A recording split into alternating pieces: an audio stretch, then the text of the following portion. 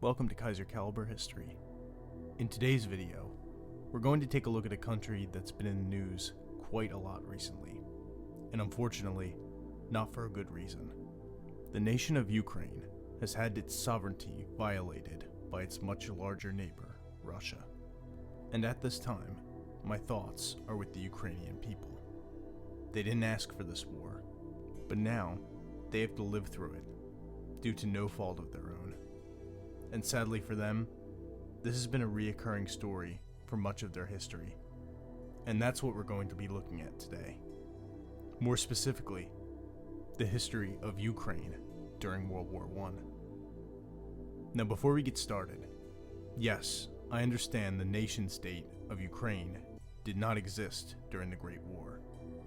At this time, what we now know as Ukraine today was split between the Austro-Hungarian Empire and the Russian Empire.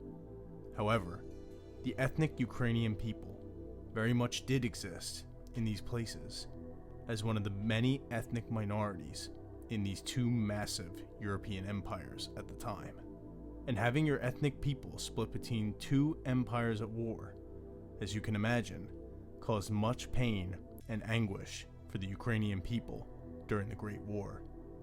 So let's dive headfirst into the history of Ukraine during World War I. In the years leading up to World War I, Ukrainian nationalism was on the rise, and just like many of the other nationalist movements brewing in Europe at the time, it only added to the overall tensions. However, not all ethnic Ukrainians were on the nationalist train, as many were considered to be Russophiles and had bought into the idea of a pan-Slavic brotherhood. Along with the divide in ideologies, the divide of their people across empire borders caused them to be at odds militarily as well when war broke out. 3.5 million Ukrainians fought for the Russian Imperial Army, while 250,000 fought for the Austro-Hungarian Army. The First World War really began for Ukraine when the Russian army invaded Galicia in late 1914. Many ethnic Ukrainians ended up fighting one another, and many others got caught in the crossfire between the two empires at war. Ukrainian villages were destroyed. Over 20,000 Ukrainians were rounded up and put into concentration camps by the Austro-Hungarians under accusations of being sympathetic to the Russians, and thousands were executed under the same accusations. Things weren't great for many Ukrainians under the Russian Empire at the time either.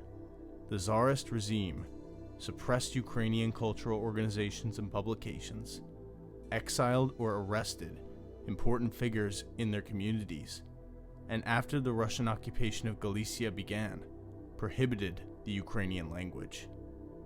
This region of contention between the Russians and Austro-Hungarians was a place of great suffering for many Ukrainians throughout the early years of World War I.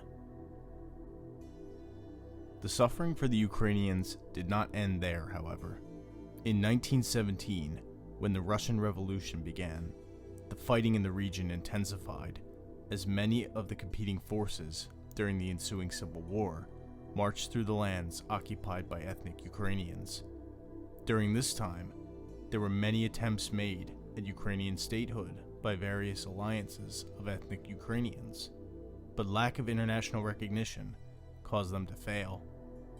Finally, when the Treaty of Versailles was signed in 1919, the area of modern-day Ukraine was split between three new countries that emerged from World War I: the Kingdom of Romania, Czechoslovakia, and the Soviet Union.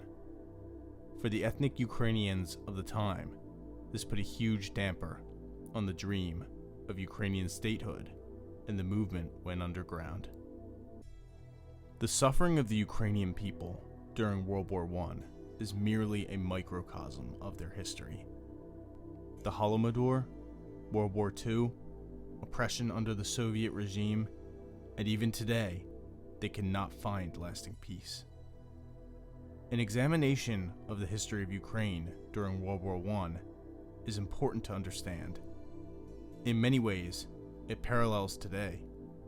A people split between two spheres of influence, a divided ideology amongst the people, and the lasting frustration that the majority of Ukrainian people just want to have the freedom to decide their own future. Thank you so much for watching. I hope you enjoyed this video and learned something from it. I wish nothing but the best for the Ukrainian people, and hope for this conflict to come to an end as soon as possible, and in a way that guarantees the Ukrainian people the freedom and agency they so well deserve. This has been Kaiser Caliber History.